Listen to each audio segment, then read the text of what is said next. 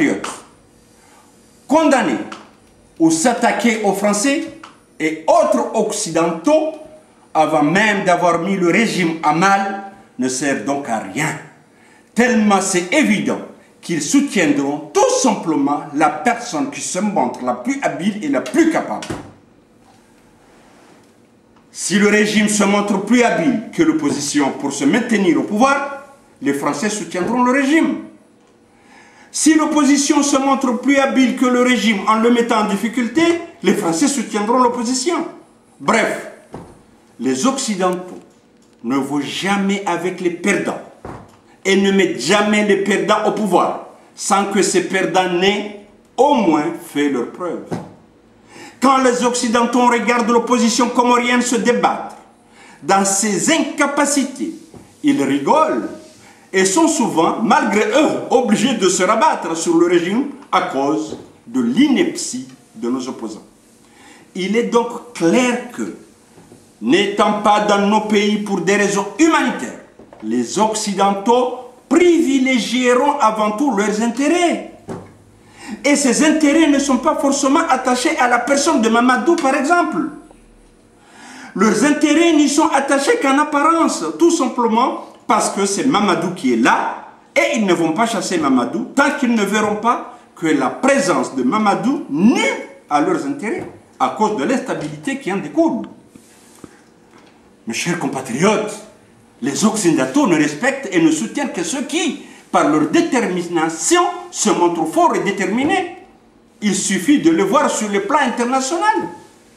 Ni les médias occidentaux, ni les gouvernements occidentaux n'interviennent pour parler des pays africains ou pour changer les gouvernements africains tant que le sang n'est pas versé. Des pays comme les Comores n'ont donc aucune chance que les Occidentaux s'intéressent à leur situation car c'est trop calme.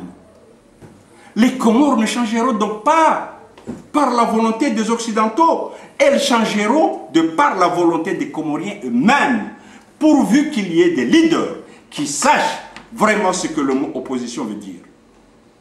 Autrement dit, pour que la France chasse Ikililou Mamadou, il faut que l'opposition s'organise pour mettre Ikililou Mamadou en difficulté, de manière à mettre la France devant le fait accompli d'une ingouvernabilité des Comores qui ne lui laisserait d'autre choix que de demander, comme à Madagascar, le départ d'Ikililou Mamadou pour installer un gouvernement d'union nationale pour sauvegarder ses intérêts aux Comores.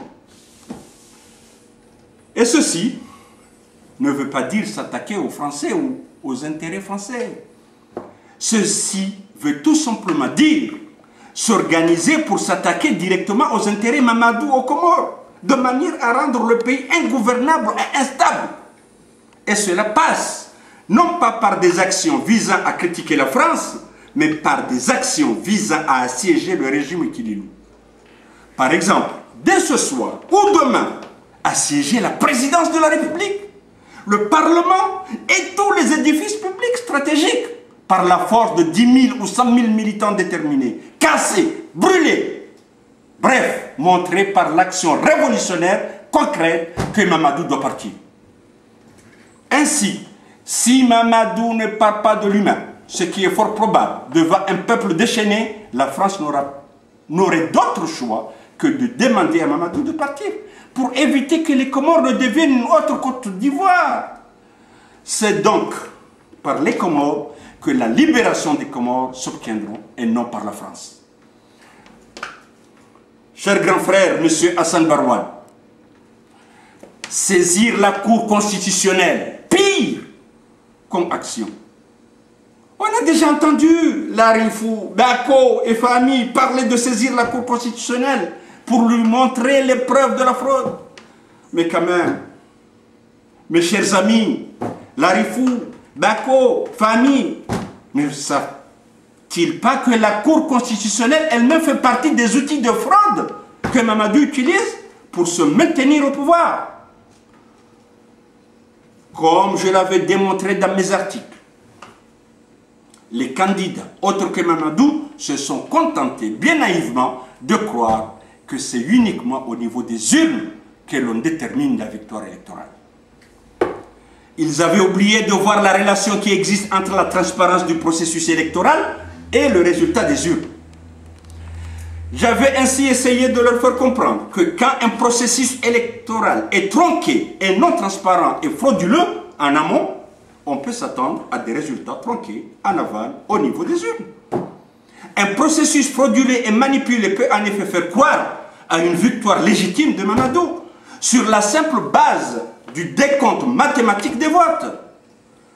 Mais se contenter de cela serait oublier qu'il y a tout un système frauduleux derrière qui aurait pu mener à une victoire aux apparences légitimes.